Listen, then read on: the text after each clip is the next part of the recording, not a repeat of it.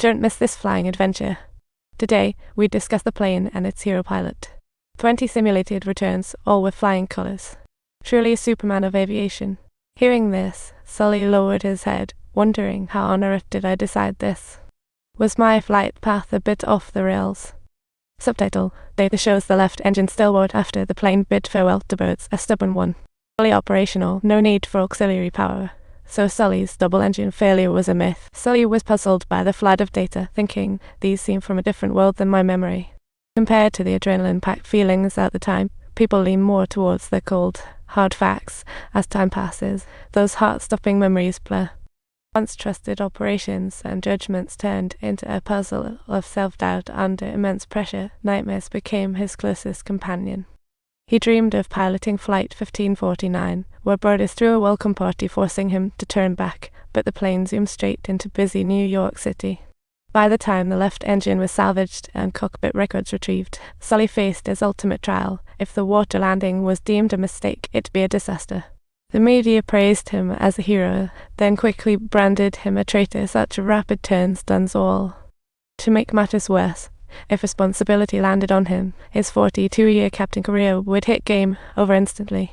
Facing forced retirement, he'd face no pension, no compensation, soaring property taxes, and daughter's high fees, a life of extremes. His comfortable life could vanish overnight, leaving his wife and daughter homeless. Waiting felt like torturous, and his every second brimmed with uncertainty and fear, daily anxiety sparking visions of plane crashes, like a film in his mind. He tried to run off this stress, but somehow ended up at the Hudson River crash site. The nearby fighter jet made him nostalgic. The instructor's words of advice still remained vivid in his memory, and later on, he joined the Air Force, finally soaring into the sky he had always longed for. During a training, his jet malfunctioned, and the commander said, "Just eject." Instead, he opted to push the throttle for a quick climb, aiming for the nearest runway, showcasing true pilot heroism. That was his first crash landing, bravely facing challenges instead of shying away. That made Captain Sully. Yet the challenges before him still left him at a loss. The current evidence was against him. He went to a bar to relax, only to be recognized by the boss the moment he sat. The boss raved about his heroic act that day, even naming a new drink after him, with customers toasting him.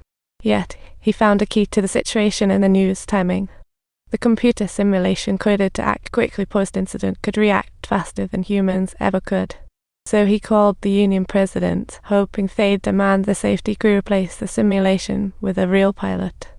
If the result was still a successful return, he'd willingly hand over his pilot badge back at the hotel. He donned his pilot uniform and pulled out a cherished note from his wallet. The note read, "Better late than a disaster." With this motto, he had safely transported over 1 million passengers without a hitch in 40. Yet now, for 208 seconds, he faces expert critics. Surreal. Before the final hearing began, Sully received a call from his wife, who realized he was one of the survivors. She had been worried about the bills, but realized losing her husband was far worse. Life's problems suddenly felt trivial. She told Sully that no matter the outcome of the hearing, she'd stand by him in tough times. Her love became a source of strength. Subtitles: This support spurred him to face the final challenge. Sully regained confidence, stepping to the panel, with the union president's full support. They demanded human pilots replace computer simulation, unveiled the whole process publicly for the first time, and perfectly recorded all data to recreate the incident day. The simulation kicked off. Bird flock struck. Double engine failure, autopilot off, auxiliary power activated. The whole process flowed smoother than butter. Finally, they landed safely. Both return plans succeeded. What a relief. We were just questioning the computer's claims. Just when everyone sure Captain Sully was about to win, he cut right to the point. The simulation ignored the human factor. The two pilots in the simulation acted like robots from the past, opting to turn back immediately after the bird strike with no time to think. It was utterly unrealistic. Our pilots at Sully's airport weren't negotiating with a computer.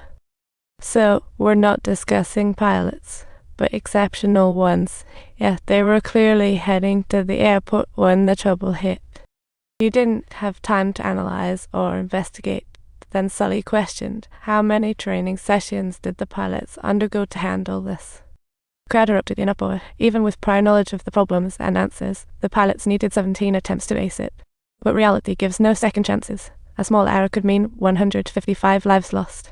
And so, Sully managed to secure himself 35 seconds of decision-making time, and the simulation began again. After a bird strike, even with no action for 35 seconds, the plane still had to turn left to return. However, right under the watchful eyes of everyone present, this time the aircraft sounded an alarm indicating excessively low altitude and crashed directly into the facilities located on the outskirts of the airport. This 35-second delay functioned precisely like an accurate key. Instantly, it unlocked the technical blind spots, and they began the second simulation, this time opting for a different return planned to land at another nearby airport. All parameters stayed the same, with 35 seconds extra reaction time, but the results were worse as the plane crashed into an office area, a truly horrid scene. Everyone realized that safe return wasn't on the cards at the time. Captain Sully's choice of a water landing was the best and safest option. Before the final verdict, everyone had to listen to the black box recording of Flight 1549. Putting on headphones made it feel like they were right there. Moments after the plane left the airport, it collided with a flock of Canadian geese. Both engines lost power in an instant, and Sully reacted immediately.